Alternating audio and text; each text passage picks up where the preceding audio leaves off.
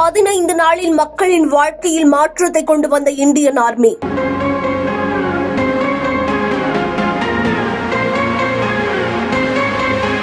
வெள்ளத்தில் அழிஞ்சு போன மக்களின் வழித்தடம்.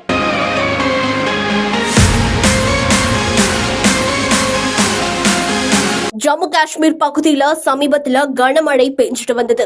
இதனால் பல கிராமங்கள் நீர்ல மூழ்கி போயிருந்தது. வழித்தடங்கள் எல்லாம் தண்ணீர்ல அடிச்சுட்டு போய் மக்கள் வாழ்வாதாரம் ரொம்பவே பாதிக்கப்பட்டிருந்தது.